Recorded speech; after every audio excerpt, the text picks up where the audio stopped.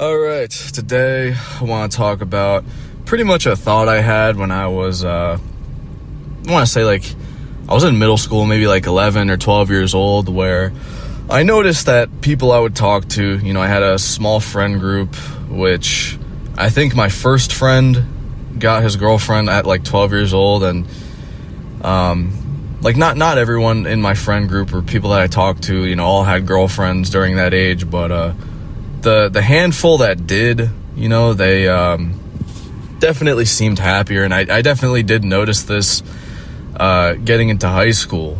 And I think a big reason for this probably is because of, the whole newness experience. I mean, probably one of the most purest times in the world is when you're young. Nothing's really transactional yet at all. I mean, I completely missed out on teen love in high school, so there's no going back. It's over now, but it is what it is. I just don't really care too much about it anymore. And, I used to think during that time that, if I just got a girlfriend, then it's not over for me and, I'll be happy. And I kind of had this thought in my head probably up until maybe my first year of college, where I would think to myself, if I just got a girlfriend, I would finally be happy and all my problems would be fixed and I'd be completely fine. But, now I realize that there are worse fates than being alone.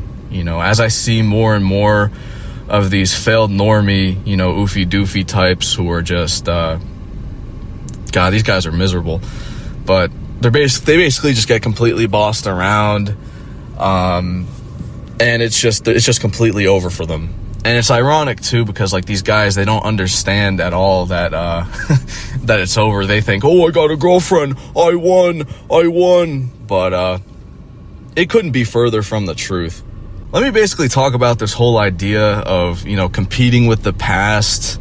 Because even if you succeed, you're always competing with the past. I always love when, you'll see these guys who it's always some normie who goes on some podcast or whatever it is. He'll basically say some extreme cope, oh, the reason why I don't want to date a woman that has had multiple partners in the past because it doesn't show value.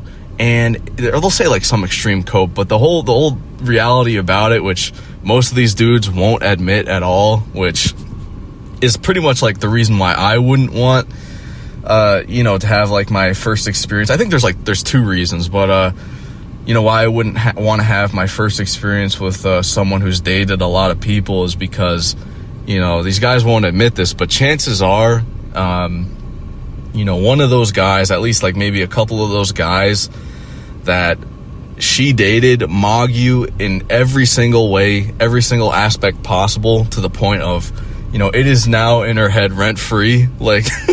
Just imagine, some of these poor guys, their wives just, they're getting older and they're thinking, damn, why did I leave Chaddington Long Schlong the Third, and now I'm stuck with this fucking guy, damn it. And it's just in their head rent free, and that's when the cucking happens, and it's just so brutal, man. That I think that's one of the reasons. The other reason, again, is probably for the newness experience, because once you do something a lot, that whole first experience is completely gone. I already know nowadays, most dudes just aren't dating at all, and that whole first experience, you're not sharing first memories together. Chances are she's done all this shit with other guys and done everything, and you're just another guy, and it's not new. There's no the dopamine doesn't hit the same, and especially if you're competing with the past, competing with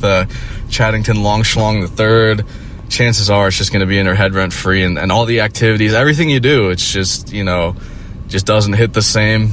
And human nature is just absolutely brutal. And it's funny too, because I think I'm one of the only people that bring this up, but I swear to God, it's not only her that might think this, but her family as well.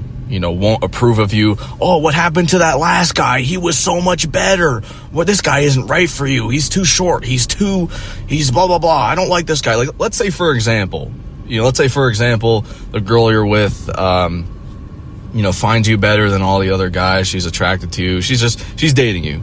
And essentially, you have to be around her family. And, they're all, because, once you have like a Failo effect over your head, anything you really do, people are just gonna, they're gonna see it as lame. They're not gonna really approve or care. And I've seen this so many times, like, it's absolutely unreal. I mean, even, with these, like, oofy-doofy movies, like, they're so cringe. And the only reason why they work, too, like, if you guys have ever seen, like, and I think I might make, like, a video soon on, like, the types of actors, like, why exactly these movies work so well. It's because, they basically pick some guy, who's either same height or shorter than, like, the female main character, and he basically has to jester max his way into the family. Something funny's happening, and all this stuff. And the reason why it's so fucking hilarious is because the guy's genetic garbage trying to compensate so hard. These movies would not work, guys, if the dude was just tall and attractive to begin with. I was watching this one movie. I forgot what the fuck it was called. It was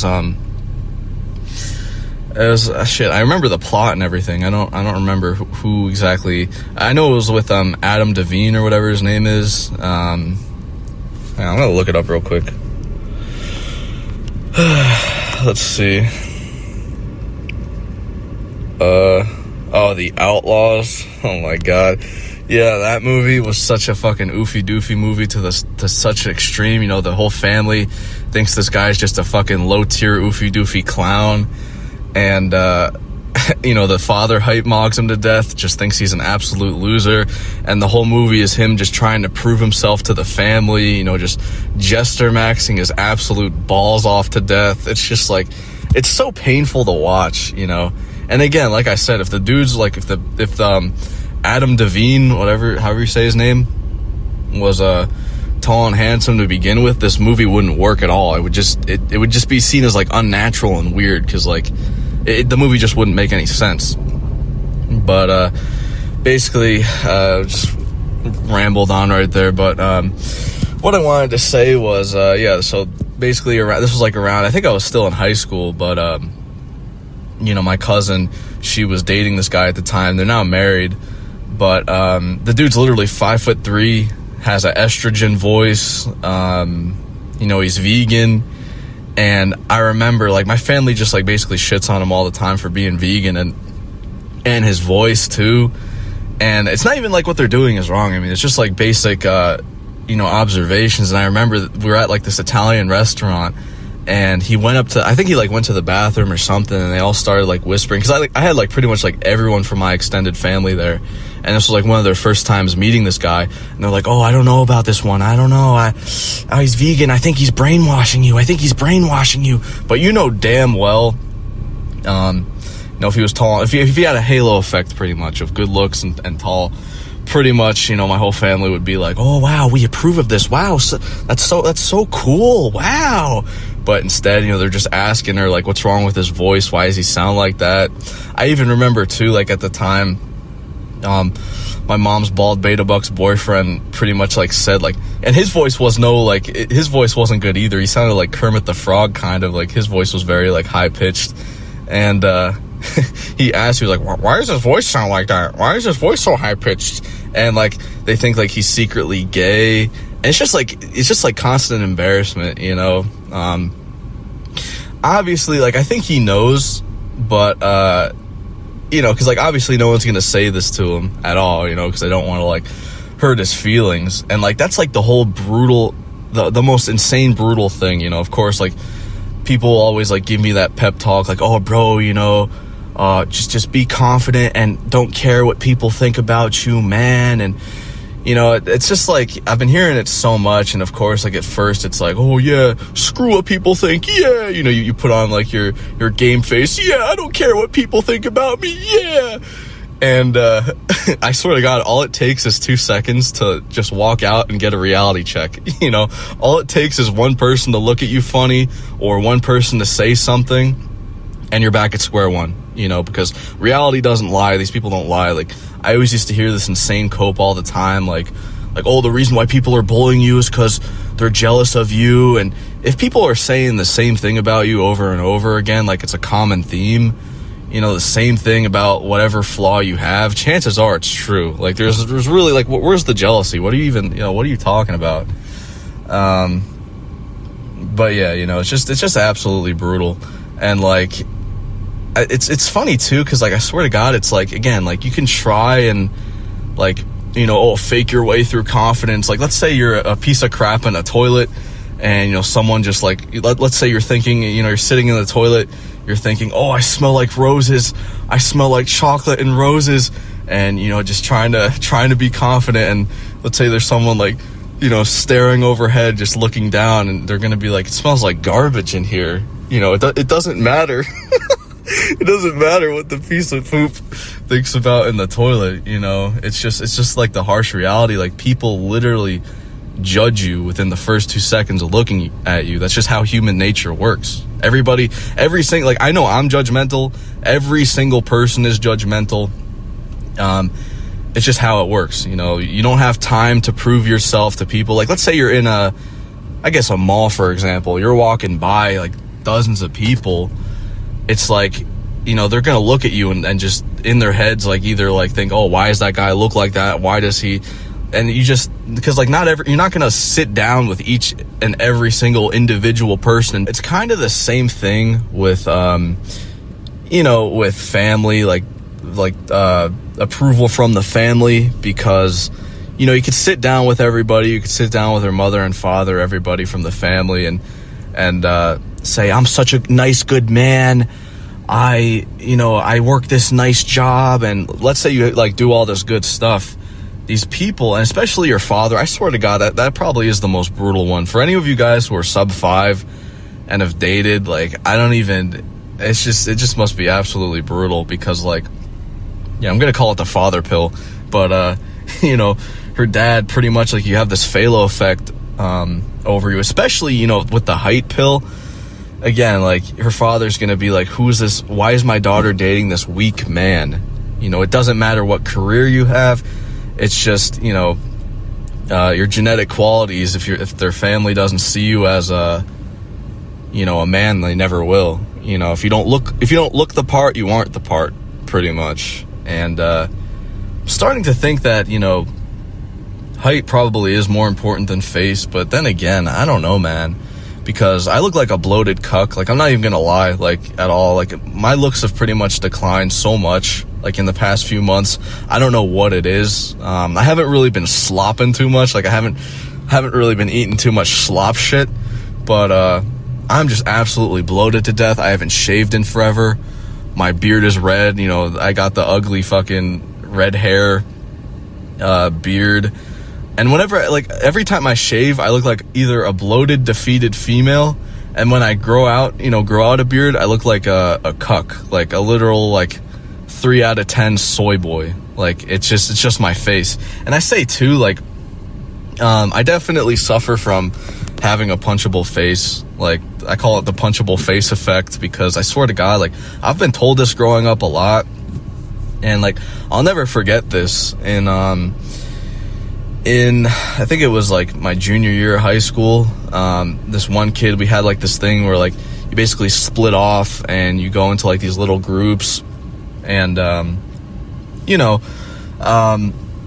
it's just like you get like a group of like 4 people. You have to like, you get assigned a project or whatever it is. And I remember this one kid just like giving me like a death stare, and he just randomly said, he's like, you have the most punchable face in the world.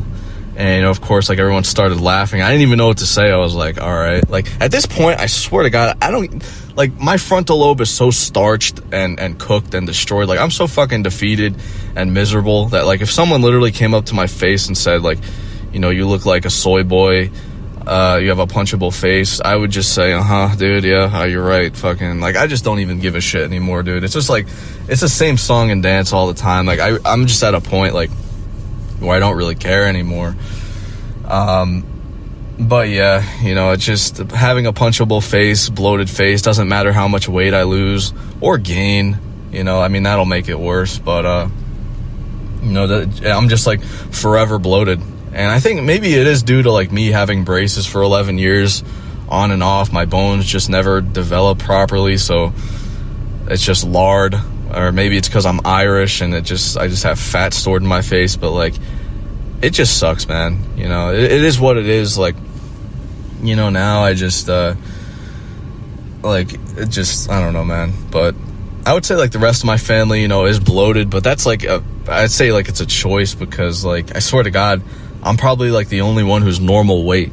Like, you know, one of the most brutal things that, like, I heard, like, and I mean in, like, forever, you know, from my mom, pretty much, like, she's told me this, like, over the past year, like, so many times that, like, I'm gonna meet some blonde, skinny girl who, you know, is making $100K a year. She's just gonna show up and, you know, and she, like, went on and on about how, like, I need to have a dominant woman to, you know, pretty much, because I can't make decisions on my own. I can't do anything on my own. And there's this one cousin I have in my family that same thing, like, he's just completely pee-whipped. You know, he doesn't wear the pants at all in the relationship. Like, he's always getting bossed around. And, like, she was, like, comparing me to him. She's like, you know, you're a lot like your cousin. You're weak, and you just need a dominant female to make the decisions for you. And, you know, it's so, like, can you imagine? Like, I don't even know if she has, like, a fucking brain in her head, like, when saying this shit to me. It's like, it's so fucking absurd, man. Like, oh, well, you know, you're weak and you need a strong, independent woman to manhandle you because you can't do anything on your own. And it's just like, that just shows how over it is, guys. You know, the fact that, you know, my own mother just told me, like, you're an oofy doofy. You need to get dominated by a woman because you can't do shit on your own. And, you know, she's basically saying too, like, how I need a woman to motivate me and take control. And, like, I'm at a point where, again, like, I don't even think a relationship, I'm, like, too far gone at this point, like, just way far gone, you know, again, frontal lobe starched, done. Having a relationship just wouldn't make me happy or save me at all. But, yeah, you're probably thinking, too, like, what even was the point, of making this video? And, you know, these copes come at a cost, like, I swear to God, you know, because these guys, you know, these guys don't know any better. And it's so funny, too, like, you'll see these guys who they claim, oh, I went my own way, I'm going MGTOW. Listen, the only thing in life that goes its own way is your hairline. Nothing else is going its own way, you know.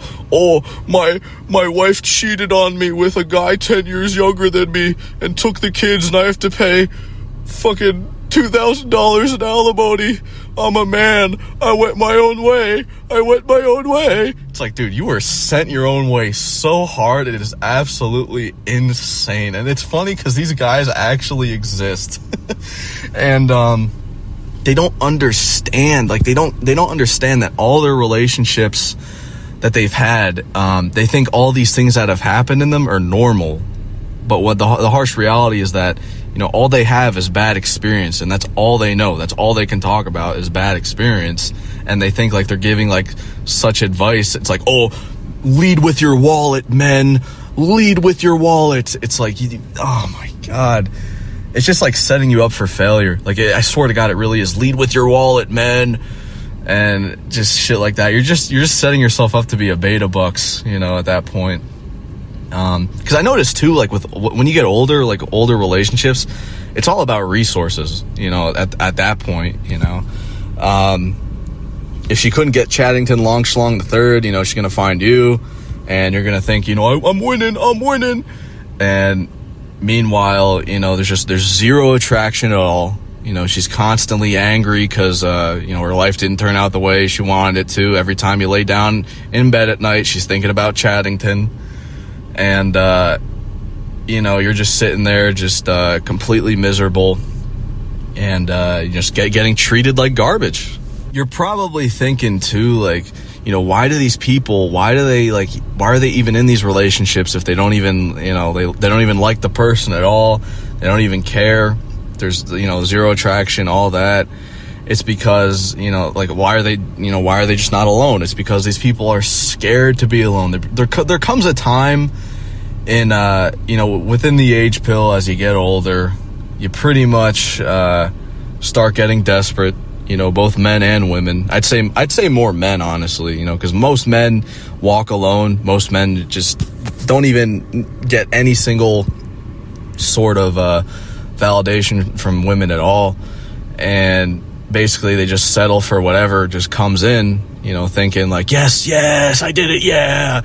But they're in for this rude awakening, you know. And then, you know, as the years go by, the cucking happens, the sleeping in the other room with Chattington happens, and they're just completely screwed, you know. An absolutely brutal life. I don't know, maybe it's a cope, but I wouldn't be, there's definitely way worse things than being alone. So yeah, that's pretty much it.